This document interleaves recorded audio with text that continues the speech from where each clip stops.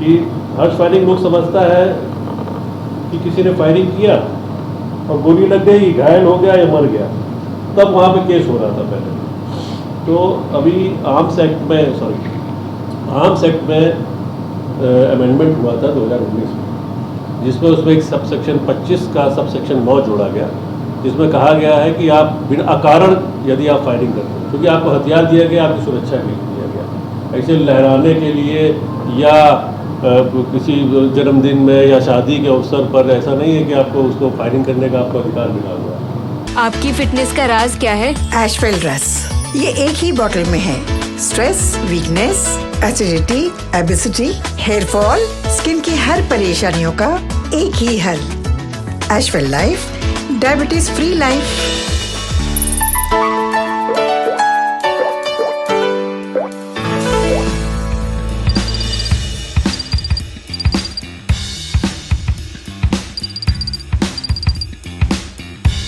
नमस्कार, NBC 24 देख रहे हैं आप। मैं हूं आपके साथ Abhishek. ADG law and order Sanjay Singh ने एक प्रेस वार्ता बुलाई थी, जिस प्रेस वार्ता में उन्होंने यह साफ कहा कि बिहार में पुलिस प्रशासन पर लगातार हमला हो रहा है और ये चिंता का विषय है। तो वहीं जिस तरीके से हर्ष फायरिंग की बातें सामने निकल के आती है, खबर सामने निकल के आता है, इसको देखते हुए अगर पुलिस प्रशासन को इसकी सूचना मिलती है तो उसका लाइसेंस रद्द कर दिया जाएगा। जो लाइसेंसी हथियार से फायरिंग करते हैं या फिर जो अवैध हथियार से फायरिंग करते हैं, अगर उनको पकड़ लिया जाएगा तो उनको सीधा जेल के अंदर बंद कर दिया जाएगा। तो वहीं अमित शाह के रैली को लेकर क्या कुछ कह रहे हैं ADG law and order Sanjay Singh, वो सुने आप लोग। दंगे की घटनाएं जो कि अब मैं आपको बताता हूँ, 2018 में 10,276 थी, वो स्नेह घटते घटते 2022 में केवल 4,736 रह गई है। तो दंगे की घटनाओं में भी काफ़ी कमी आई है और बराबर हम लोग इस पर नज़र रखते हैं और जो लोग इन्वॉल्व रहते हैं उनकी तुरंत अरेस्टिंग कराते हैं। तो ये एक अच्छा परिणाम हम लोग के साथ सामने आया, जो कि दंगे की घटना विधि व्यवस्था से सीधे रूप से जुड़ी हुई है। पर्व त्यौहार के बारे में मैंने पहले ही बता दिया। इसके अलावा वज्रा का एक ऑपरेशन चला था, जिसके बारे में पहले भी आप लोगों को बताया गया था। तो वज्रा ऑपरेशन में हम लोगों ने क्या किया था कि हर जिले में एक टीम बना दी गई थी 30-30 सिपाहियों के। कुछ बड़े जिलों में 30 सिपाहियों की 2 या 3 टीमें बनाई गई, कुछ जगह एक टीम बनाई गई छोटे जिलों में, जैसे अरवल जैसे जिलों में। तो उन लोगों को हम लोगों ने चिन्हित किया कि वो हत्या, डकैती, लूट या SC/ST अपराधों में या पुलिस के विरुद्ध जो हमला हुआ है उसके अपराधों में फोकस करें। और उन्होंने, इन टीमों ने जा जाके लिस्ट ली कौन कौन लोग फरार हैं और उनको गिरफ्तार किया गया है। तो पूरे साल में करीब 88,098 गिरफ्तारी वज्रा के द्वारा मात्र की गई है, जिसमें से मर्डर केस में ही 5,000 से ऊपर गिरफ्तारियाँ की गई हैं।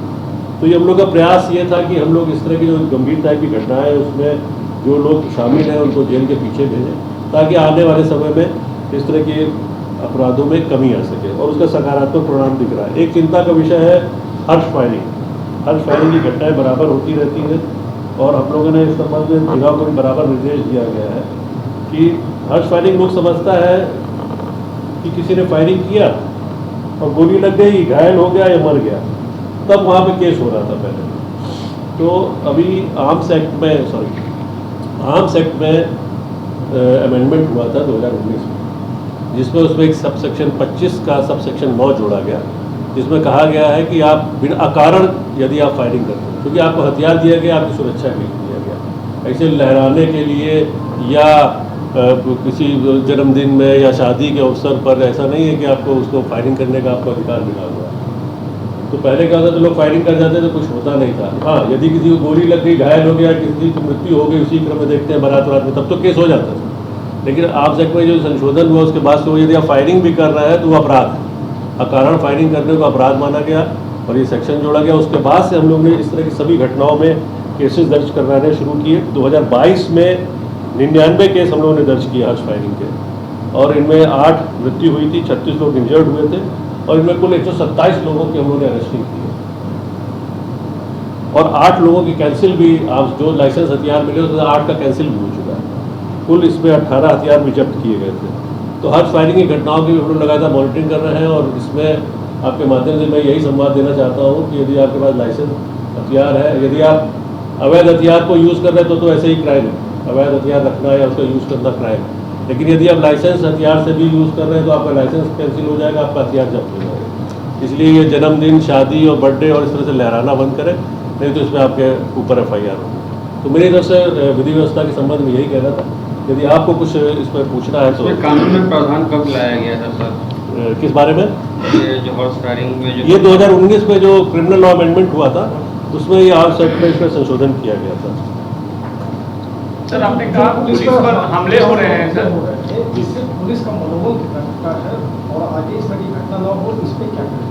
मैंने अपने संबोधन के बीच में कहा था ये चिंता का विषय है। मैं इस बात को स्वीकार कर रहा हूँ कि पुलिस पर हमले 2022 में, 2020 और 21 के बनस्पत बढ़े हैं। उसमें से कुछ हमने चूँकि अग्निवीर का जब एक प्रोटेस्ट हुआ था करीब 2-3 दिन का मैसिव, उनको भी हम लोगों ने घटनाओं को जोड़ा है। लेकिन उसके बाद भी पुलिस पर हमले बढ़ रहे हैं, इसमें कहीं ये चिंता का विषय है। और हम लोग ने इस बात को उठाया भी, हमारी जो DC होती है कि पुलिस जो बल है वो पर्याप्त संख्या में जाए।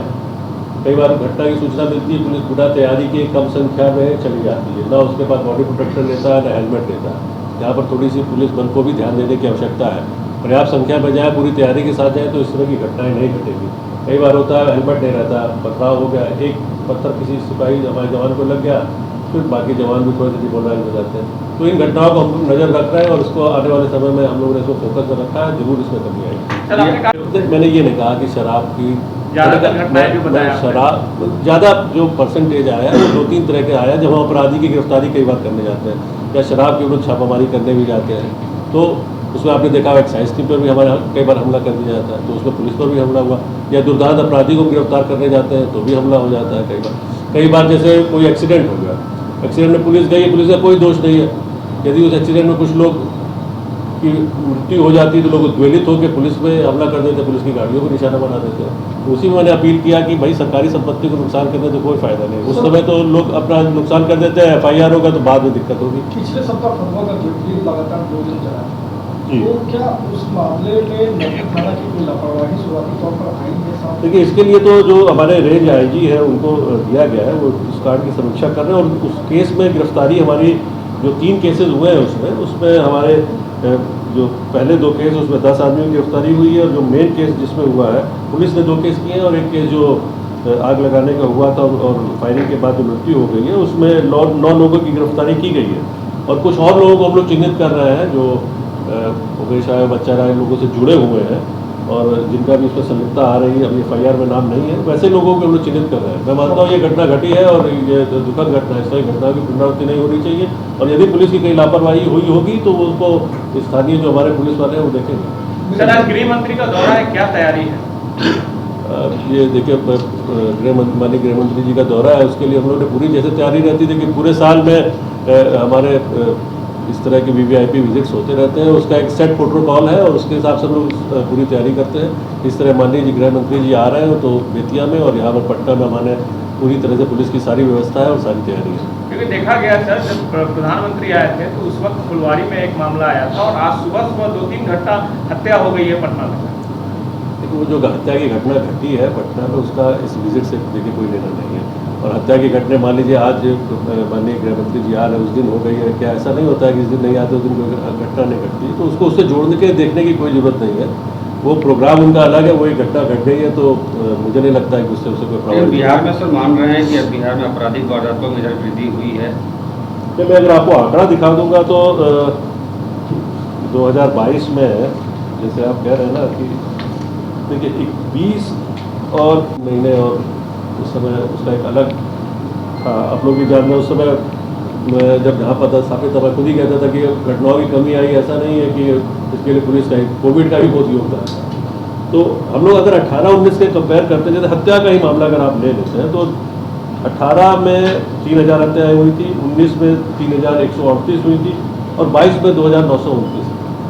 इसी तरह जो पैटर्न है, आपको होता क्या है कि जब लगातार कुछ घटनाएं घट जाती है तो आपको लगता है कि अपराधिक घटनाएं बढ़ रही हैं।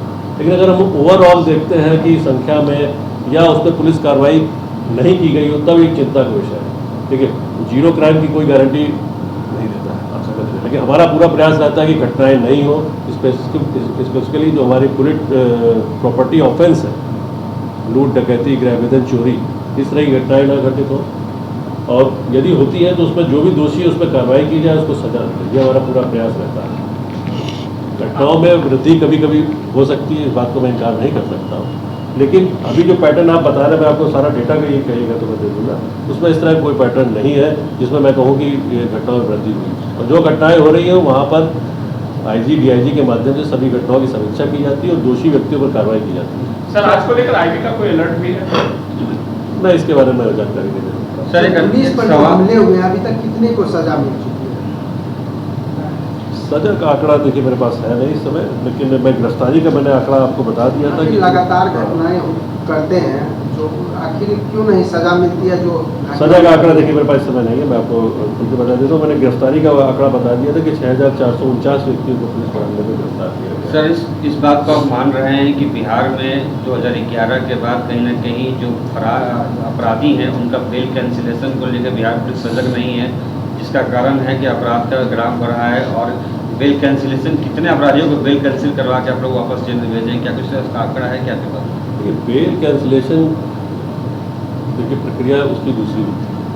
एक बार जब किसी को बेल मिल जाती है तो उसका बेलर का सत्यापन करना पड़ता है, और यदि बेल हो गई है तो यदि उसके बाद उसने यदि बेल की जो कंडीशन है उसका अगर वायलेशन किया है तब वो उस कैटेगरी में आता है कि उसने बेल या बेल की जो कंडीशन को जंप कर जाता है। तो बेल कैंसिलेशन कराना एक अलग चीज़ है।